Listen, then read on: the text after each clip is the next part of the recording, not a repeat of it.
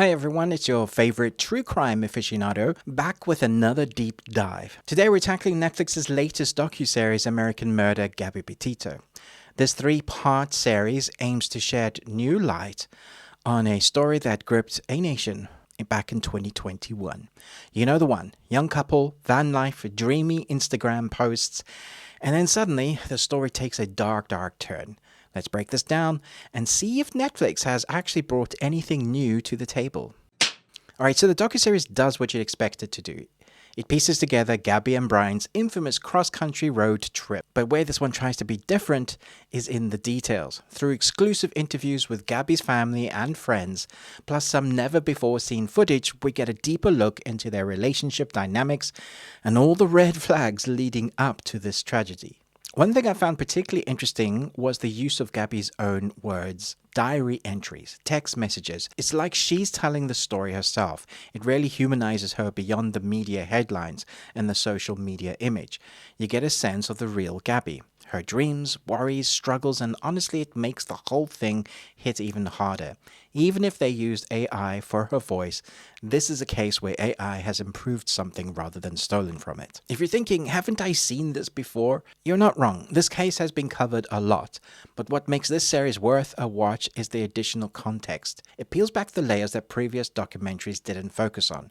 You'd probably be especially interested in this if you're a fan of the van life people or are just intrigued in real life stories. This one certainly is that, if not sad and tragic.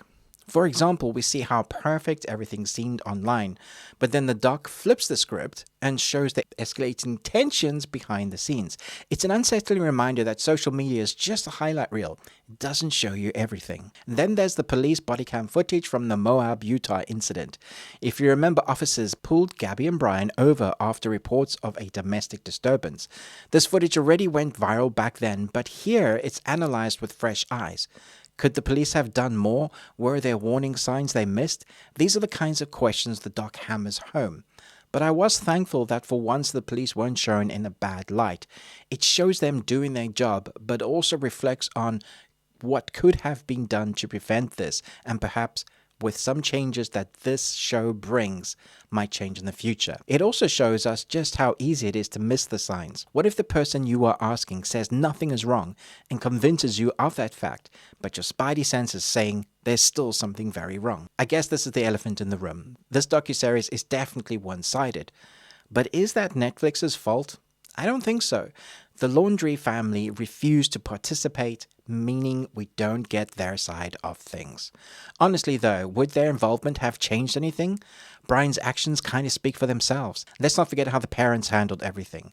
The silence at first, then they lawyered up, their responses, the whole camping trip after Gabby went missing, it all painted them in a certain light without Netflix skewing it one way.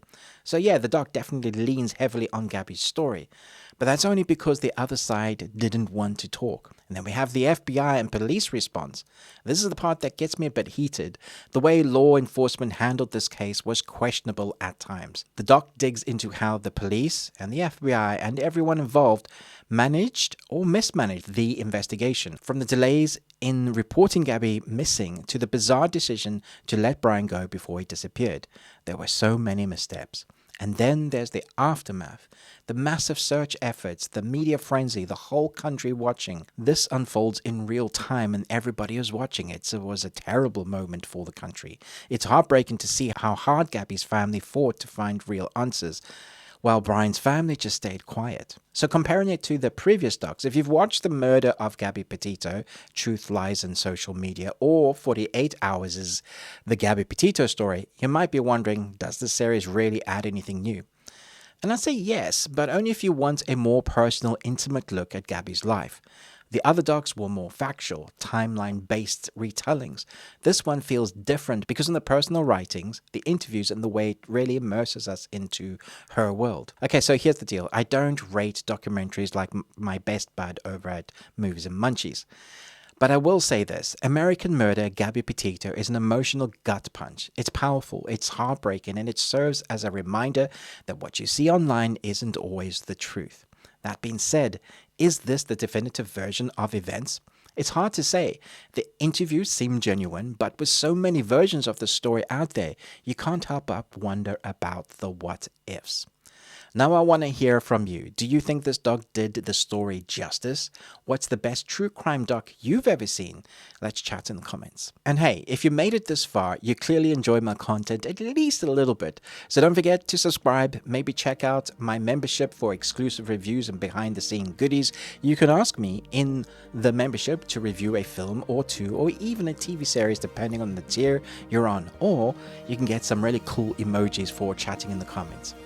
But most of all, until next time, remember, live long and Tuesday.